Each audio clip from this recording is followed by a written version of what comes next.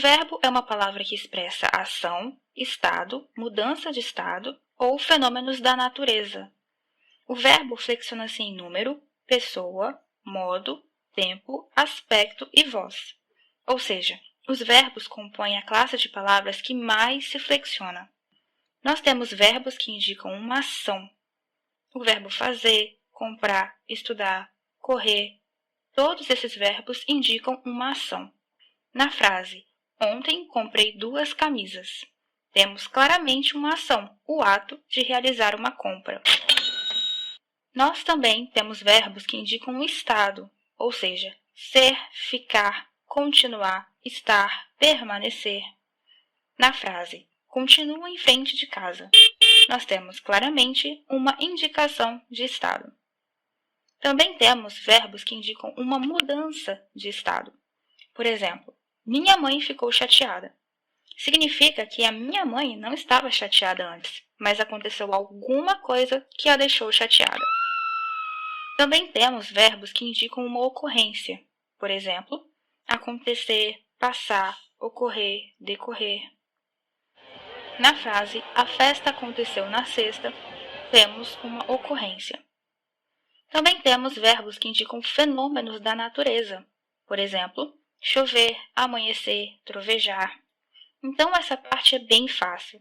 Na frase, está chovendo, indica um fenômeno da natureza. Temos também os verbos que expressam um desejo. Por exemplo, querer, desejar, ansiar, almejar. Então, na frase, eu quero comer chocolate agora mesmo, que indica uma vontade minha, ou seja, quero. Querer é um verbo que expressa um desejo que estou sentindo nesse exato momento. É importante destacar que os verbos são divididos em 3 conjugações de acordo com o término das palavras. Então, nós temos verbos da primeira conjugação que são terminados em ar, por exemplo, pular, amar, cantar. Temos também os da segunda conjugação que são terminados em er, por exemplo, esconder, correr, escrever. E temos os da terceira conjugação que são terminados em ir, por exemplo, sorrir, ouvir, medir. Tá, mas e os verbos terminados em or?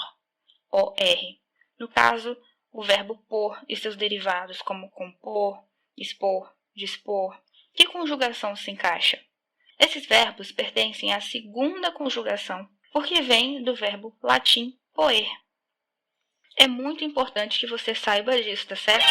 Pode ser até mesmo uma questão de concurso. Mas ok, então vamos prosseguir. Quando você encontrar verbos terminados em ar, ir, significa que os verbos estão no infinitivo. Aí você vai me perguntar, tá, professora, mas o que isso significa? É simples, significa que você encontrará esses verbos do jeitinho que está lá no dicionário. Esses verbos não estão flexionados. É importante frisar nessa aula que nós temos os verbos regulares.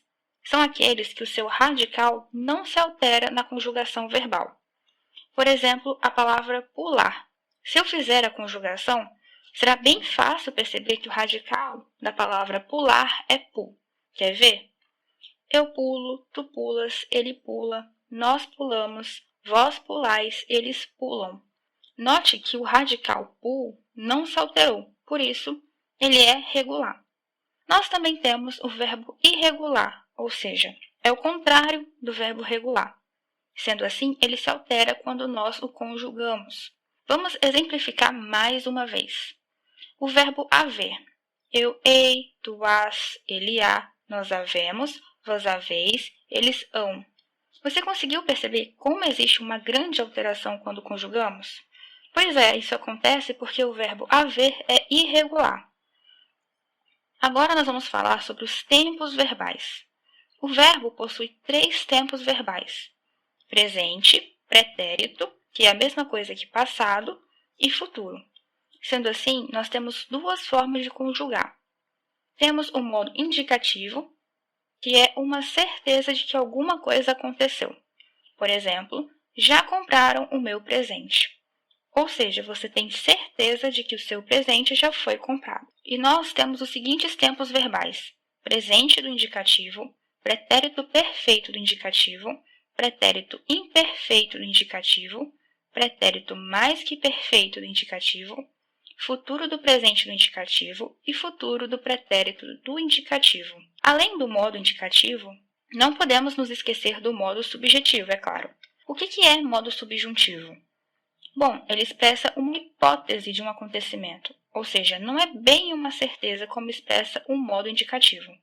O modo subjuntivo é simplesmente uma hipótese, ou seja, uma possibilidade. Por exemplo, se você fosse ao supermercado, teria que enfrentar uma grande fila. Ou seja, temos a palavrinha aí, fosse. A sua presença no supermercado seria uma possibilidade. E no subjuntivo, nós temos os seguintes tempos verbais: presente do subjuntivo, pretérito imperfeito do subjuntivo e futuro do subjetivo. E nós ainda temos mais um modo, o modo imperativo. Imperativo lembra o quê? Imperador. Sendo assim, é só você lembrar de que o modo imperativo traz a ideia de mandar, expressar uma ordem. E nós temos um imperativo afirmativo e um imperativo negativo. Um exemplo do imperativo afirmativo: leia a prova inteira antes de responder. Eu estou pedindo para que você faça algo. O quê? Que leia a prova inteira. Agora, um exemplo do imperativo negativo: não coloque o livro na mesa. Estou pedindo para que você não faça algo. O quê? Colocar o livro na mesa. Então, essa foi a aula sobre verbos.